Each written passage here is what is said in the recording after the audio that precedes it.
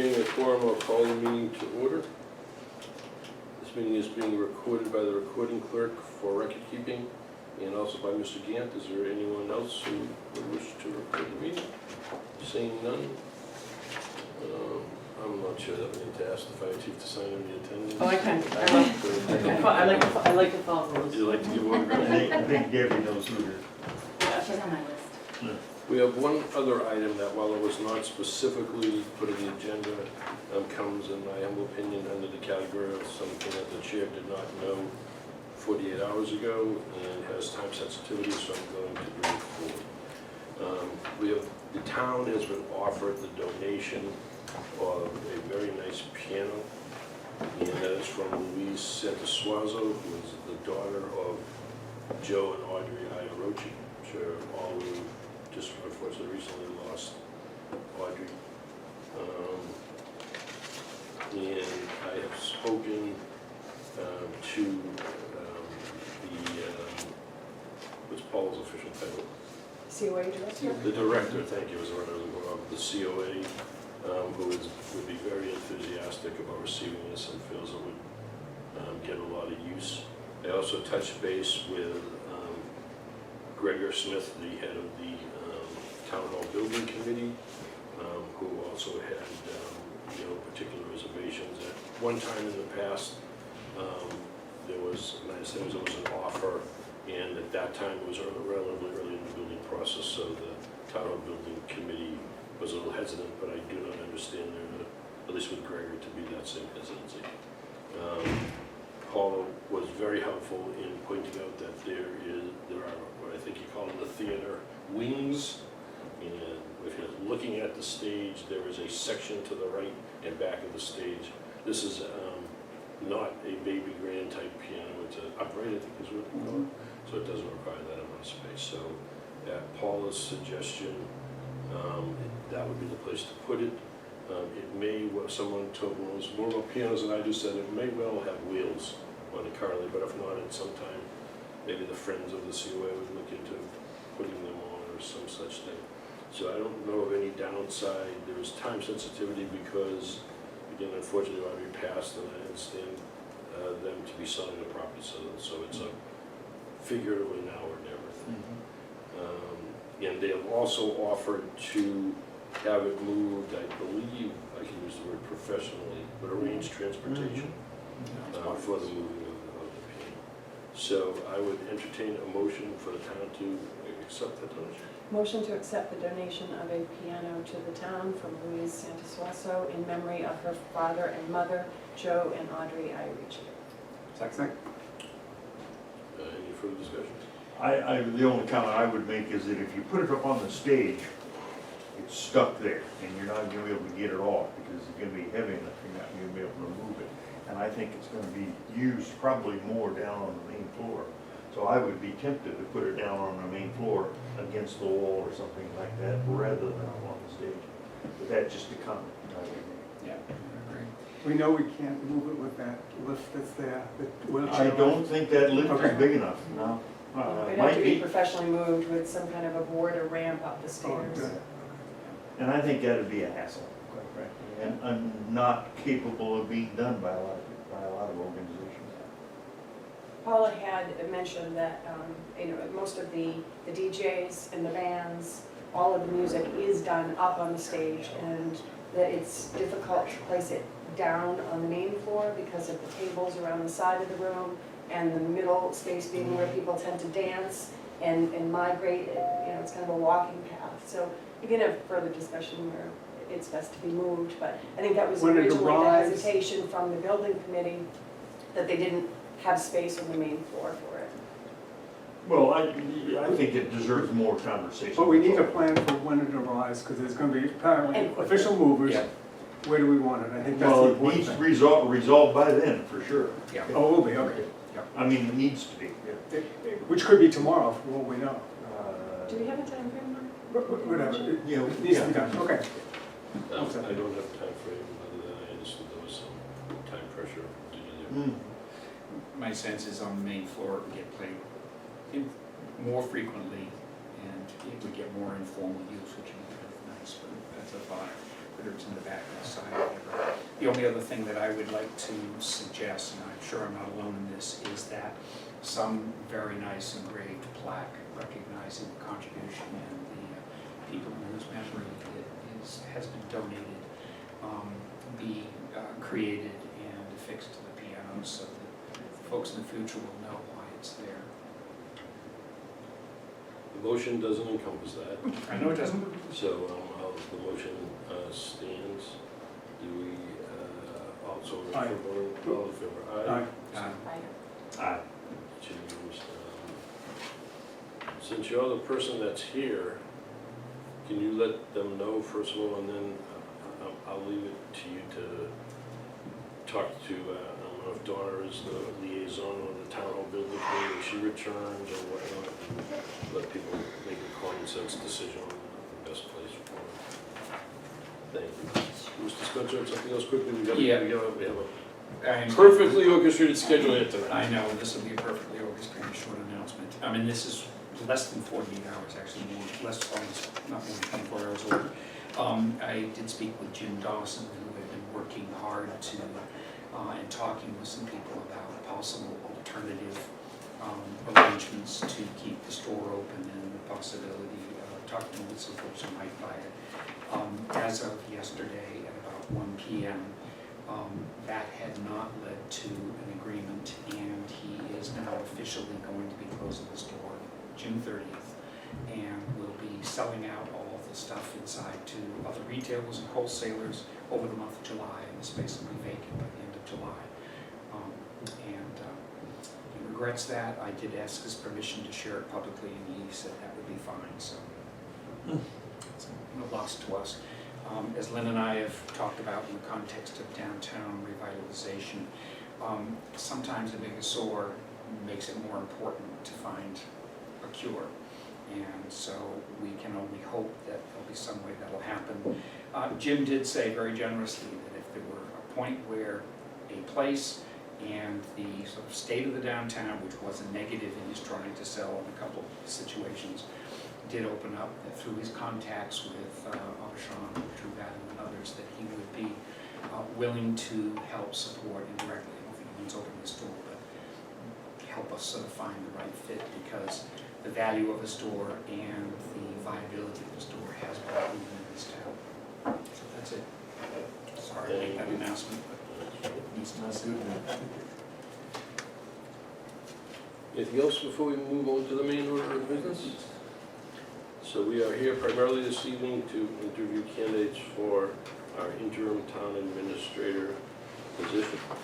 I'd like to welcome Mr. Stephen Delaney, who was the first of those candidates. Thank you. Did we decide where the candidates are going to sit? That would be the place. Okay. Thanks for inviting. Thank you for coming. Nice to meet you. Thank you. Nice to meet you in person. Thank you. Nice to meet you. Nice to meet you. Thanks for having me.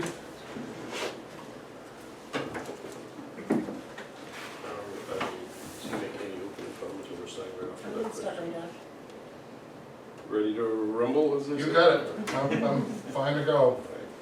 Our first question of the evening is, You would explain the process for the candidate or not? explain the process.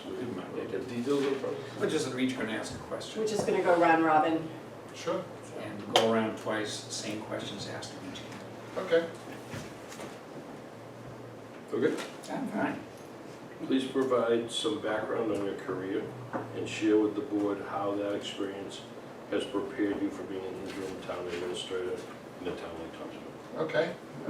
The short version, originally from the North Shore, grew up in Peabody, went to Salem State, did graduate work at Boston University, back in the way back. I did my student teaching at Masconomet. In those days there were no jobs, so I ended up in the field of public management. My first job was next door in Boxford, back in the early 70s, back when Town Hall was in East Village, next to Jack's store. So that's how far back I go. If you want to go further back, I went to a day camp called Camp Masconomet, behind where the Masconomet expanded in Oxford. So most of my career has been in public management. I've got 15 plus years of direct experience as a town administrator. I've also got experience in human resources, which has been a part of virtually every job I've been in. I also served in DPW operations over in Danvers. I've worked for Danvers 3 times in my career. Couldn't get it out of my system. And about 10 years ago, I downsized, if you will, when I left the town of Georgetown. I've been in town of Georgetown and Wenham on either side here, and took the full-time role of HR director in Danvers, just a little change in lifestyle, if you will. Worked with Wayne in Danvers before he retired for almost the whole time that I was there. As a sidelight, I taught nights on the college level for 27 years. The last 10, which I finished up, were at BU in municipal finance and management, municipal management. In my other life, I sometimes feel like Walter Mitty. I do photographic art, so that's the sanity part of my day, if you will. It's been a lot of fun. So that's kind of the nutshell. I've done a couple interim jobs. I retired 3 years ago. I did an interim job in the town of Lexington as the HR director 2 years ago. Last summer I spent 3 months as the interim town manager in Coventry, Rhode Island. This commute's a little easier than Coventry. So it's been good. I enjoy the role. I enjoy helping people out. My wife is still working, so I can't smile much around the house. So it's kind of keeping me busy by doing stuff like this. So that brings me here. Well, we really appreciate you coming out, by the way. Seriously, we are in a pinch, if you would. Well, And volunteering to come forward and potentially be our interim. I find there's a few of us around that get antsy and would rather be doing stuff like this, and it's a chance to help out. And you can walk in and pretty much, you kind of know the drill. So, and I've done a couple I was acting town manager down in Duxbury many years ago, and I filled in out in Southbridge as the acting manager there. I had a 13-member council, and that was quite an experience. Yes. I'll tell you. But nothing like Rhode Island. Rhode Island was pretty interesting. I thought Massachusetts was tough. Rhode Island is a whole different league, and their financial stresses down there are gigantic. I think because, and I was just talking about Globe Reporter the other day, they did a piece on the town. And I said, I think because the state is so small, they have so fewer resources that the towns are really, many are on the ropes. When we talk about education reform here, that wouldn't even be discussed in Rhode Island. And it's a crunch point, but anyway. So. Okay, next question. Sure. We have very skilled department heads providing direct service for our residents and businesses. How would you see yourself working with the department heads in this interim position? Well, my approach has been, I wouldn't be here to turn the place upside down. When I think of what the role of the interim is, it's the term stability comes to mind. My job is to keep the place running in a way that makes you comfortable enough to do your job to find the next town administrator. So you shouldn't have to worry about it. The other piece of that is managing the relationship with you so that you're comfortable with me. So it's 2 parts. The easy part is the department heads, because they've got their skills, they know what they're doing. The challenge for me is to get to know each of you and understand the town a little more, which I do to some level.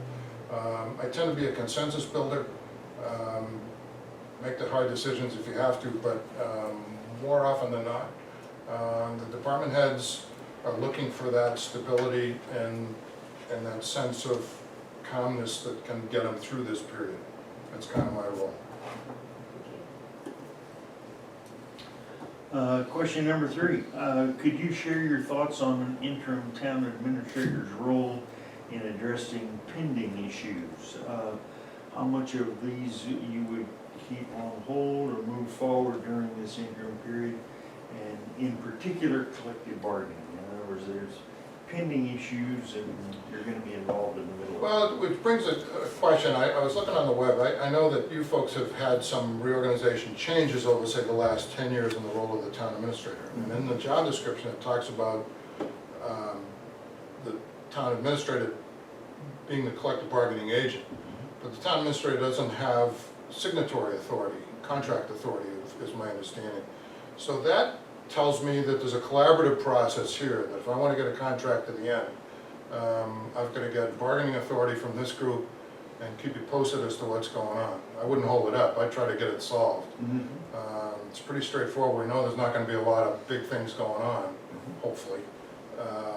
But I would try to get that to the finish line, regardless of where we are in the process. But it has to be a collaborative process, because I don't have the signature authority, and you do, so you've got to be part of that process.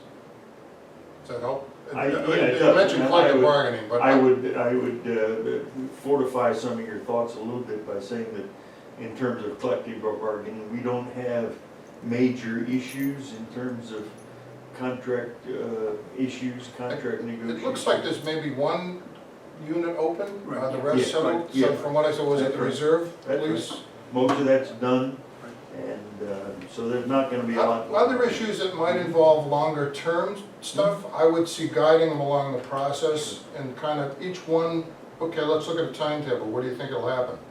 I don't necessarily believe in just sitting on stuff for a while. Stuff that can be done respectfully, that is good for the community, let's get it done. Fine. Super, thank you. Which way's the flow here? Mr. Gannon? Yeah. Could you discuss the communications with the Board of Selectmen and how you would work to keep the Board of Selectmen informed for a smooth kind of transition during this transition period? Because you don't really know us in a sense, you know. Oh, but I will. But you are. That's a good start. Good communication. I mean, through the course of my career, I've learned that better communication, more communication is better. Early in my career, I said, I know what I'm doing. Why should I don't need to explain that to everybody. Well, that can be deadly, because then you're wondering what I'm doing, even though I know I'm doing the right thing. Communication is for a couple of different reasons. You've got your priorities. I look back at your fiscal 19 priorities of things that you wanted to have happen. That has to be in sync with things that I'm doing even on an interim basis, so that we need to communicate about that piece. Carl Valenti out in Lexington, one of my colleagues who has since retired, had a great process of every couple of weeks, or maybe it was even weekly, he would do a one-page summary of what was going on for the selectmen. And it would include things even on the social piece, what's going on in the community. So that's a simple thing, but stuff like that makes a difference. The other piece is, as I tell the department heads all the time, if there's something that happens out there that you think we need to tell the board about, call me. If you're not sure, call me. We can always say, okay, I can handle it. So it's multiple levels. I mean, I usually have a phone list in my pocket for each board member, depending on what the issue is that you need to be aware of, so that somebody on the street says, hey, how come you didn't know about it? So it's a couple different levels, but that's how I would deal with it. Thank you. What is your availability from this July to November? And what do you recommend as the number of days, hours per week you'd need to effectively manage the town? Availability is good. Whenever you need me. In terms of days per week, you can probably get by with less during the summer, but I'd probably want to take a look at it. If you're going to do, let's say you're on a 4-day schedule now, maybe you do 3 days to start. So you do a Monday, Tuesday, which I think you probably would have to do. You pick up the debris for the weekend on Monday, whatever's happened over the weekend, to try and sort through. And Thursday would probably, I'm guessing, is probably a prep day for your agendas for the coming week. So you'd want to work closely with your staff to pull that together. So that might be the summer schedule. Play it by ear, see what happens in the fall. But in terms of length of time, it doesn't matter. I mean, I'm available. You're available. What are your requirements for compensation? You know, the general, if you look around the range is generally 75 to 85, somewhere around there per hour, without benefits. There's no need for any benefits or anything else to go with it. I wouldn't want anything else, or vacation or sick leave or any of that. There's no need for any of it. Just a straight hourly benefit with nothing else. Keeps it cleaner, keeps it easier for people to understand. Thank you. Thank you.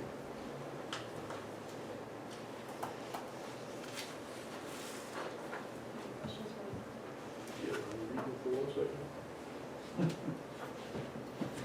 Do any of the board have any follow-up questions or Yeah, questions? you wanna go around one more time? I think we probably each have something.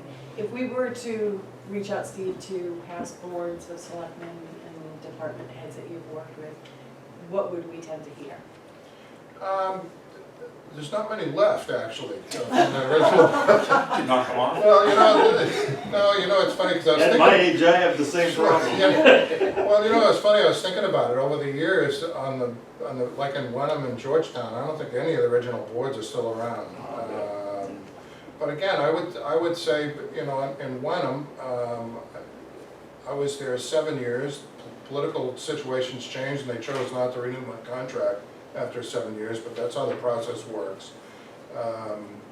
And it was a learning experience. We all made mistakes on both sides, but a piece of it was communication. We live and grow from it. In fact, I worked with the City Managers Association on managers in transition. I ended up writing a pamphlet about it on how to deal with that. And as my colleagues used to kid me, you've never lived until you've been fired once. Well, that was an experience. I think the piece is that I'm pretty calm. I try to give good information. My key role is to give you the best information I can, and I've always tried to do that so that you can make an informed decision. If I have an opinion, I'll tell you, but once a decision is made, let's move on. Let's go on to the next thing, because it's your role as the board to make the decision. It's my job as an administrator to give you the best information, pro and con, that I can possibly pull together with myself and with the department heads. And that's how it's supposed to work, and that's what I've always tried to do. So Okay. hopefully that's what you hear. I've got kind of a follow-up question. Sure. If I were to talk to Wayne Marquis, what would he tell me about? I know Wayne, and You what see, would he he'd tell say, me? what is he doing being in there asking and working? Wayne and I were very close. He and I went to Salem State together. We had the relationship where I could easily go in and bounce stuff off him. He would do the same. We were point, counterpoint. We were often the stabilizer for each other. We handled some very, very tough issues over the years, from HR side to you name it. I have a lot of respect for Wayne and what he accomplished over 30 years. The average lifespan of a town administrator and town manager is 7 years. Wayne lasted over 30. That says something about him. I think he'd say good things. 'Cause Well, I was gonna mention, you obviously have been around the barrel a few times, because he was there forever, it seemed And he like. kept rehiring them. Yeah, he didn't learn. I don't know what to say, but his actions are, he kept hiring them. Thank you. Any other questions? Sure, Okay. yeah. Within municipal government especially, there are many stakeholders, whether it's residents, employees, ratepayers, taxpayers, elders, children, any number of people, even this Commonwealth itself. We understand the need to kind of balance between all of those competing sometimes interests. But when it essentially comes down to all of the stakeholders and what you have to do, to whom would you feel you must first answer? Well, again, it's a process. I think the policy direction comes from here, without a doubt. That, for me, the first stop is here, but that doesn't mean, for example, my door is open. A lot of times I can take the heat out of somebody that's coming in on fire by just sitting down with them, and let's hearing them out. Sure, it's an intrusion on your day, if you will, but you know what? It's their town. And it makes a big difference. I used to find it, particularly as HR director in Danvers, the retirees would be confused by, we had 800 employees, active employees, and probably 400 or 500 retired. It gets confusing. Or someone that doesn't understand what's going on, say, with trash collection, or upset with, it could be almost anything, you name it. It could be that the person next door has got chickens. We've had stuff like that. A rooster. A rooster. I had a house in Georgetown that was filled with rats. How do you deal with that? That was an incident command kind of thing that we worked through. It varies all over the place. You listen to it, you do the intake, you get the facts, as the attorneys always said. Understand what it is you're talking about, and then talk it out and see where it is. You can't make a blanket thing about, you know, where's the priority lie, but at the end of the day, it sits here with this board. And particularly, you know, you have boards and committees that are separately elected. You don't have the authority over them, as I found in my career. So it's a matter of, as I say, consensus building on my part to deal with those elected boards and have them feel like and be a part of the process. So I mean, I don't know if I'm answering it directly or not, but Like a first answer though, out of all of those kinds of stakeholders, you know, there's gotta be some priorities, and maybe they. depends what the issue is. If it's a water issue, deal with the water. I mean, it depends what the issue is, I think. I don't think I can make a blanket statement on, that would apply to each one. Okay. I'm not trying to avoid the No, question. that's fine. I think you gotta take each one as it hits the desk. Steve, in your mind, what about Topsfield, if anything, distinguishes this town? And how does that influence your interest in the position, number one, and two, what you imagine you may be able to help us accomplish during this transition? Yeah, well, it's a great community. I mean, I bike ride up through here on the rail trail, and I actually have a photograph of the last railroad fan trip that came up into town here, probably back in the early 70s, I think it probably was. And you know, as we used to, the Board of Selectmen in Georgetown did a great exercise called SWOT, Strengths, Weaknesses, Opportunities, Threats. And I would ask you to think about the same thing. What is it about the community that's wonderful? For me, I think about the rural characters. I think about the quality of the community in terms of what the appearance of it. So in that regard, are there any threats to it in terms of zoning? You've got a 40B project going. I'm not that familiar with it, but that sends chills up my spine when I hear 40B in terms of the impact. We had one in Georgetown, that gigantic apartment complex off of 95, which is completely wrong in terms of where it is.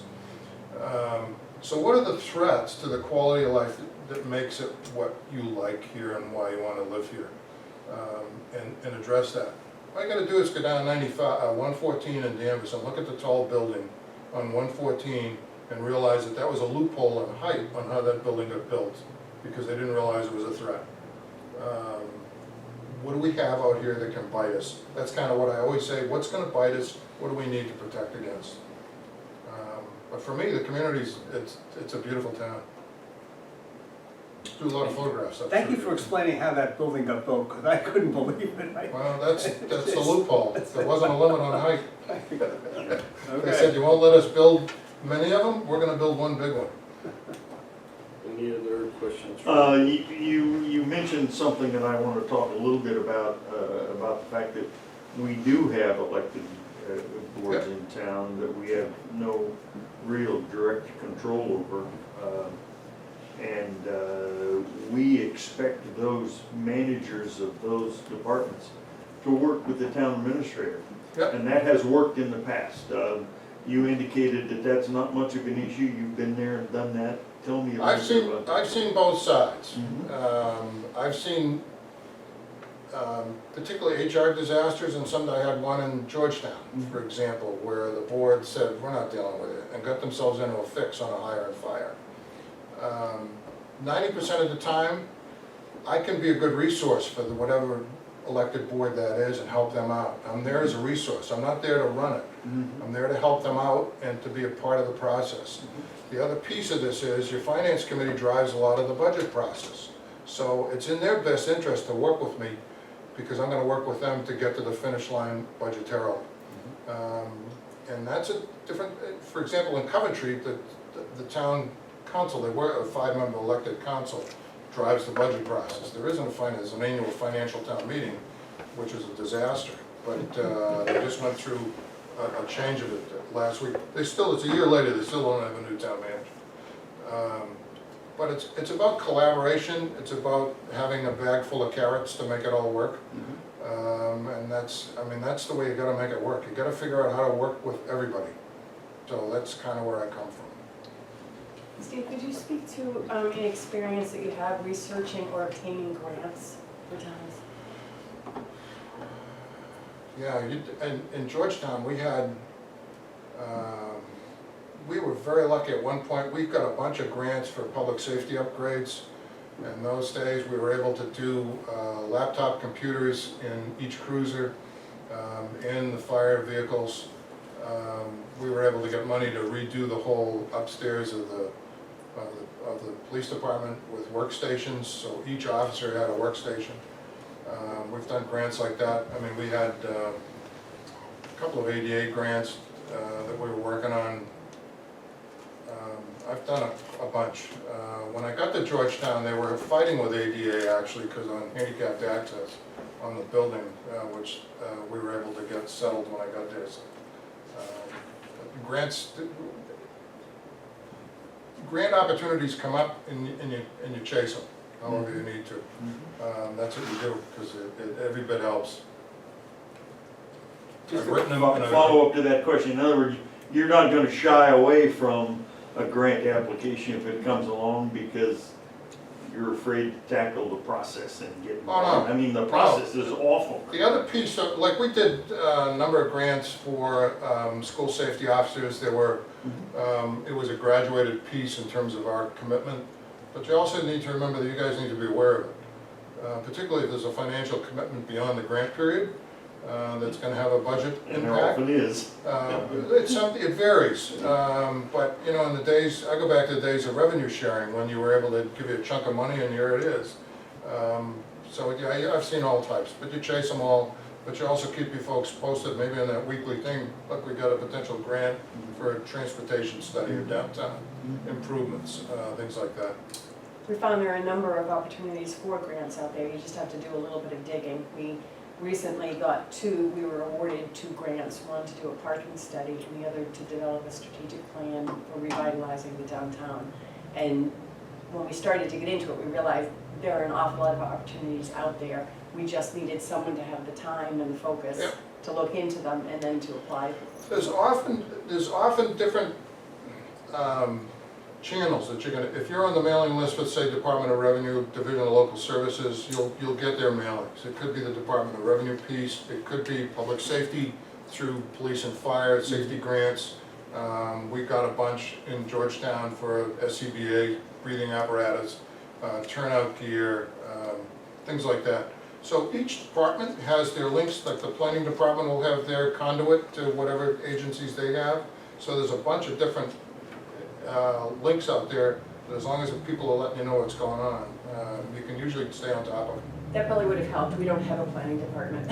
Yeah, but you have a planner, I think, part-time? Part-time. Yeah. Part-time, she's got about 7 different hats. Yeah, we all do, yeah. I always say in small towns, it's not a place for a big ego, so. We all wash windows as well. You got it. Yes. Anything else? Yeah. Sure. You mentioned communications and the importance of those. I'm actually trying to pick your brains for some ideas here too. The ability to communicate with the residents, I think, is extremely important. It varies. There are times when, for example, there's a hurricane or the British are coming. You gotta have means of getting the message out. But not just for those critical times, but just in general to get them out. A lot of things have changed in communications. People have cell phones, use of computers, use of reverse 911s, social media, etc.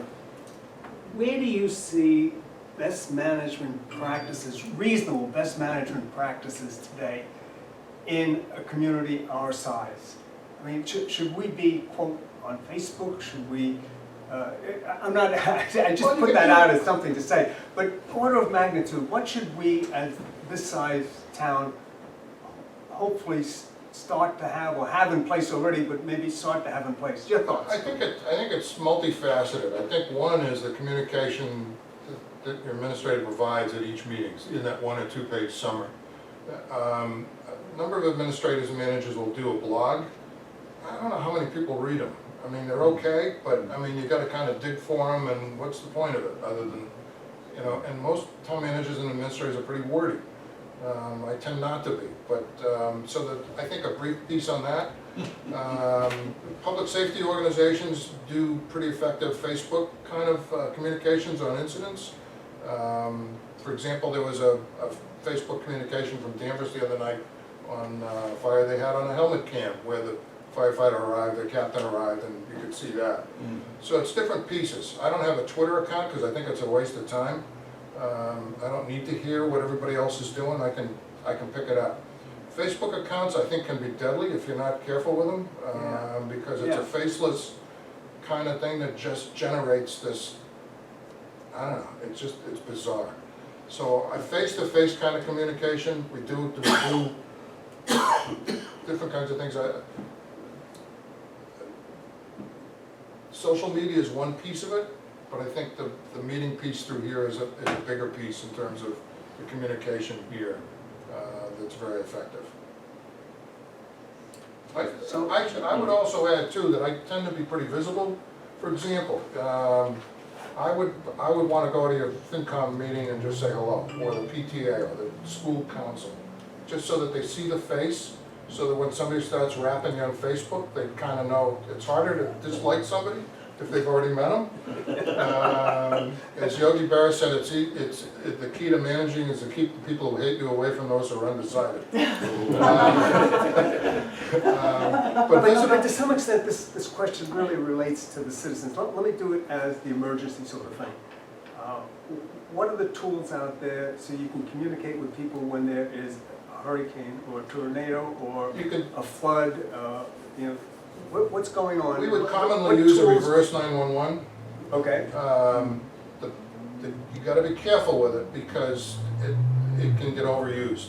Hopefully not for emergencies, because there are not many emergencies, hopefully. Right, but there's also a reverse call, like Danvers uses one, you can sign up for it. Well, they'll do a call out, say, for recycling, what's going on, trash collection. So you can get people to sign up for it, and they do, and you can do an informational flow on that, which is pretty effective. Hazardous waste collection is going to be this day, let everybody know. So were you involved somewhat with trying to implement something like that? Yeah. Okay. I mean, I didn't do the technical part, but I mean, in terms Conceptual of and the understanding it, sure. and the issues and But again, what to it's think about, multifaceted. what the values of, Yep. of pitfalls were? Yep. Thank you. Good. Okay. Anything further from any of the members? Not for me, I'm good. Could I just, if we have this, just one more. You've really been at it for a while here, as a town Is it a show? administrative manager or whatever, okay? There's gotta be, out of that range of things, one thing that you like best about the job, and another thing which is the least to be liked. Any comments, your experience? It kind of gives us a feel for what it is to be a town manager or town administrator. Since I'll tell you, the most challenging job I've ever had was in Georgetown. And it was both the most challenging and most rewarding. When I got there, a month after I got there, we lost the Prop 2.5 override for $1 million in operating money. It wasn't well documented, the voters said no way. We had layoffs, we cut the hours, and we cut the hours at Town Hall. They're still on a 4-day week 20 years later, which has actually worked out pretty good. But we also had transitions going on. I had multiple state agency investigating all sorts of stuff. Georgetown was in a transition phase for many years. It's gotten much calmer these days and much better. It's a good community. We transitioned from a 3 to 5 member Board of Selectmen through a special act. We transitioned from a Board of Fire Engineers to a strong chief. That was a whole other kind of historical piece that went on. Multiple department heads, I mean, it was just, the culture was such that it was a transitional period. The huge challenge, believe it or not, with that house full of rats, how do we handle that? Which went very well, but it was something I'd never dealt with before. And to watch the town transition over the 7 years that I was there was toward the end where the 5-member board was really starting to click. To the point where they did a downtown SWAT exercise. We were able to get a grant for a, what they call a charrette exercise, where they free thinking the whole downtown process. Was pretty gratifying. Because Georgetown, as you know, is somewhat like this, where major roads come through, but not a lot of people to stop.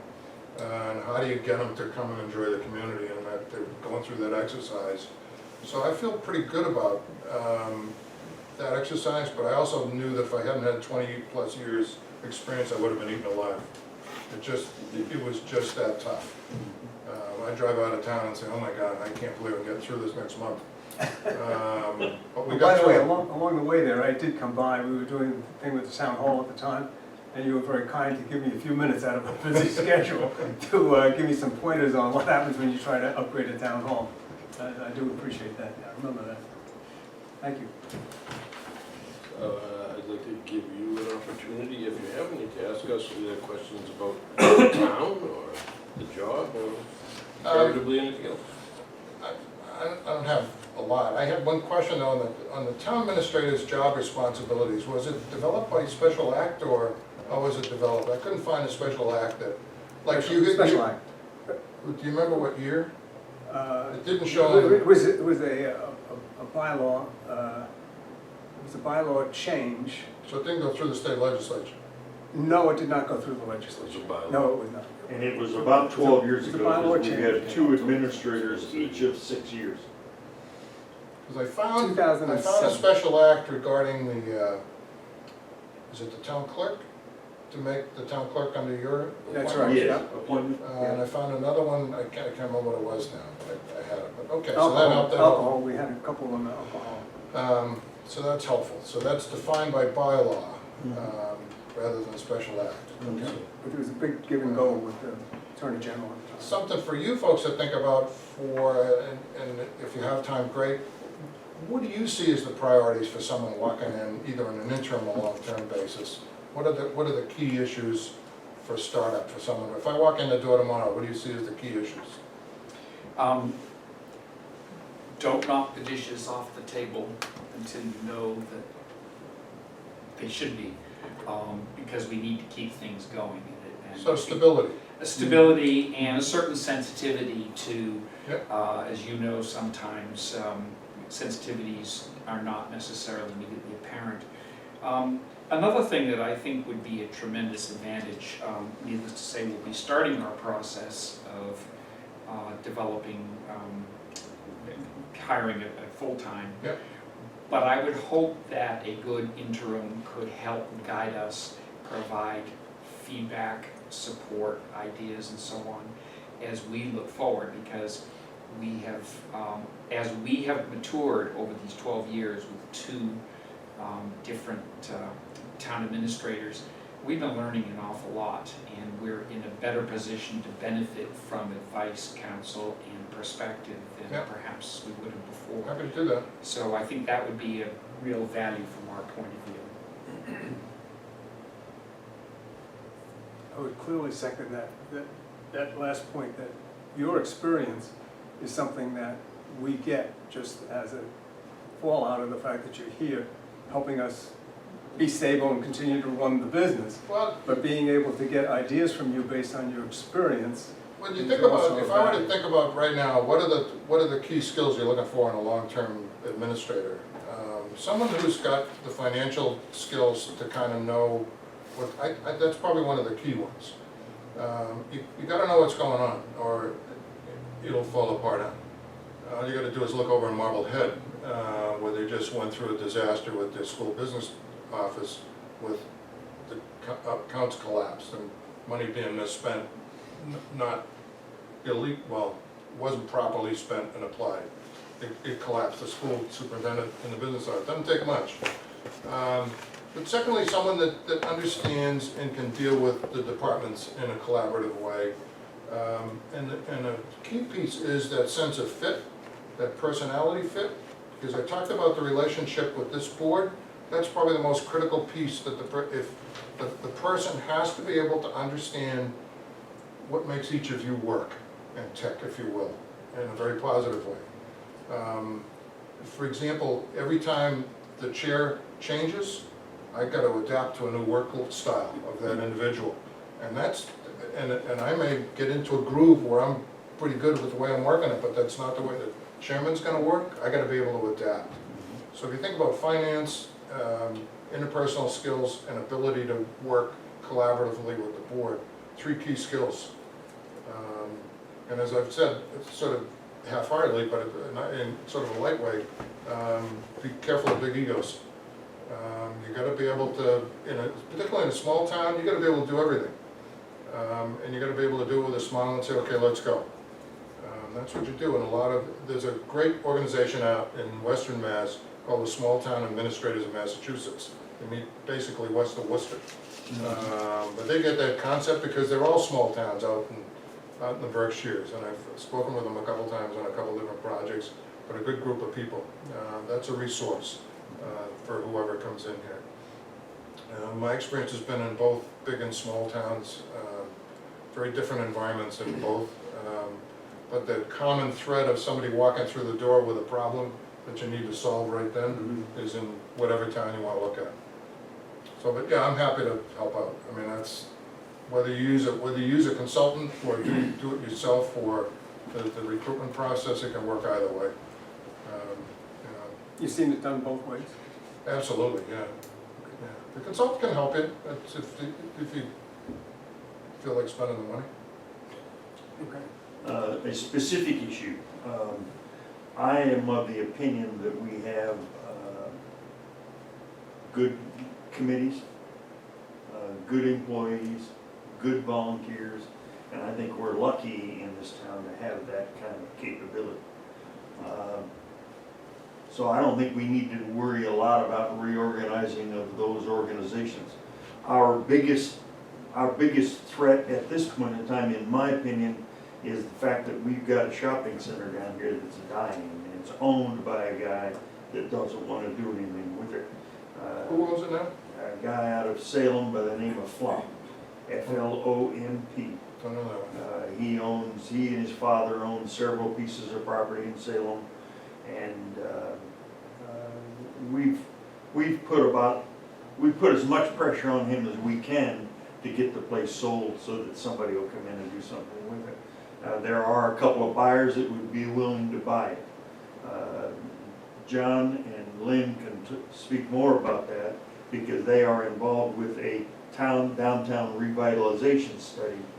And that's the biggest single issue that I see facing the town at the moment. And most everybody in town is not happy with it, where that's going. That's gone through ups and downs over the last 25 years. It has indeed. Yeah. So how do you keep it stable? That's a big one. The last 20 have been trending down. Yeah. Yeah. And it's, we've got the issue that you talked about, like Georgetown, got a bunch of roads that cross and people are passing through, But but you look nobody at, stops. on the bright side, because as I drive into town, okay, you're fixing up the main drag. Mhm. I look at the private investment in those buildings along the main street. Mhm. It's pretty impressive. Pretty I nice. look at that old pseudo station that's new, the red building, Yeah. and it's like, whoa, where did that come from? So if you temper that with what's going on around it, that makes it more attractive for someone, if you ever can get it off the dime. I To get agree. someone to come in I agree. as an investment opportunity. So if you look at it in a broader sense, there's a lot of good stuff around it. If we can get that piece to work better, it would make a big difference. No question. So I'm gonna step in to try and keep us Understood? reasonably on time.